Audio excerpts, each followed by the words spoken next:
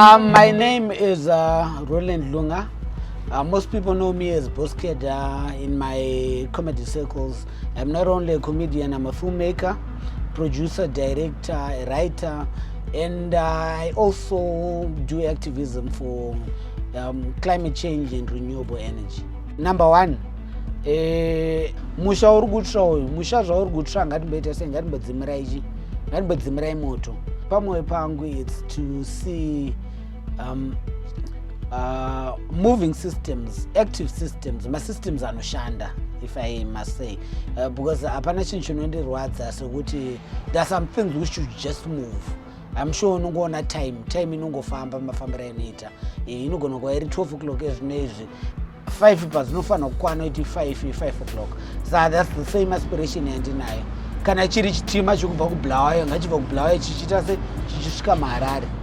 Kana kuri kuti chingwa chiri kubhekwa ngachibhekwe magetsi asina kuita se asina kudzima. Zvinhu ngazvingofamba zviri normal like mafambiro azvinongoita kune dzimwe nyika. I see no reason why zvinhu zvichinyanyonetsa munomu, and that's my biggest aspiration kuti zvinhu zvingova normal.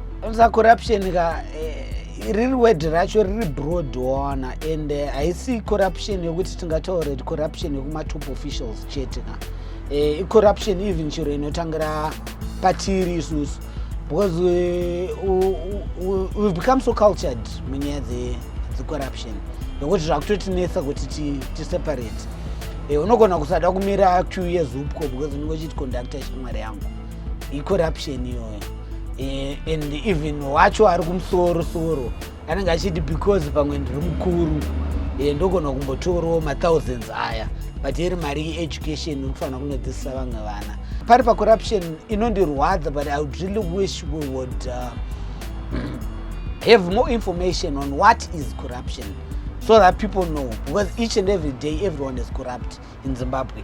As it stands, handogona kuti pa 16 million maZimbabweans ese pane munhu ari kutokomita some form of corruption izvezvi. Kana tataura kuti munhu asungwa panyaya yekuti akaita zvakati, hazvinakidze kuti tobva tati saka I think we've solved the issue, and then after 2-3 months the same person anenge achipfuura neimwe mota nyuwane anenge achipfuura nayo, and ari kungocontinue this very same system yanga chimboshandisa mukuakwaya zvinhu izvozvo. Saka corruption iyeyo ingoramba ichiita se ichienderera. If we say kuti not corruption, let's put a stand to it, tonyatsoiona kuti taimisawo zveshuwa kuno kungoibhata and then tova tadya chingwa chine majarini tichiti tapedza diri, but tiri kuguta nayo. Isusu as young people ka handizedi chika, but tada kutora politics kunge chinhu chiri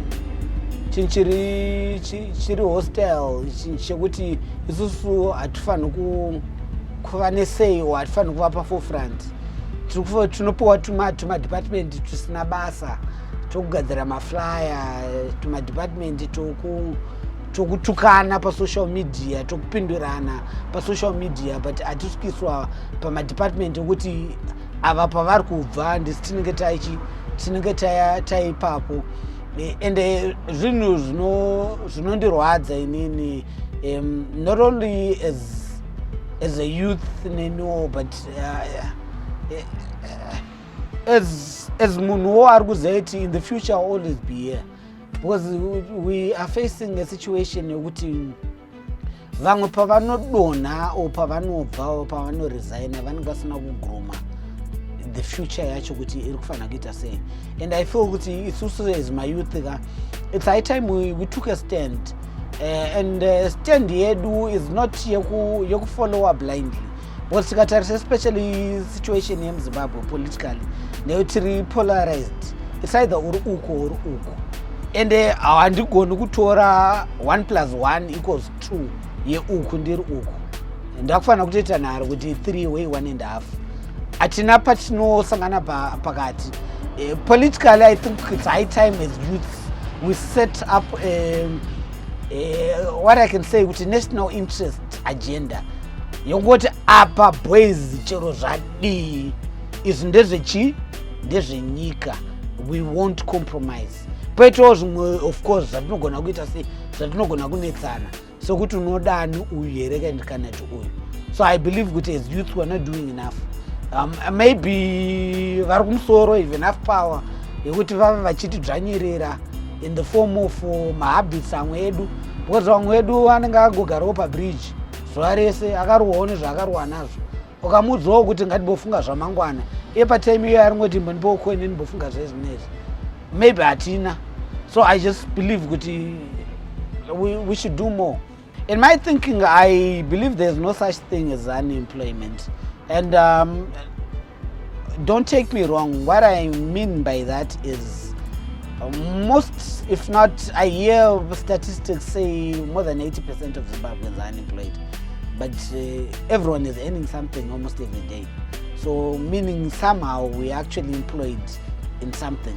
But I believe it's high time the government had to put in measures to make sure that whether I am formally employed or informally employed. But formally employed virtual, they are not happy.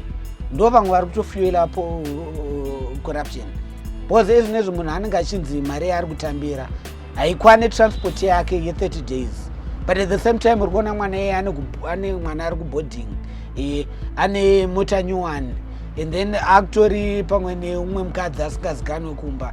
But zvinhu zvese izvo zvari kugona kuzviita sei kuzvimanager. How is he making it? Ari kuzvimeka because ari kutotarisawo kuti kana kuri kuti hamusi kugona kundipa zvakanaka, saka apa hamusi kupa zivo, ndinongotorawo ndoita zvandiri kuita zvandiri kuita. So panyaya iyoyo more incentives for vanhu vari informally employed and more remuneration for vacho vari formally employed. Nyaya yemagetsi especially nichitaura hangu nyaya yemagetsi because I'm very passionate about the things which have to do with energy. And I think it's high time that authorities had to game up, because the world is progressive. Sooner or later zvinhu zvatatichikoshesa zvinogona kuva siri very important later on.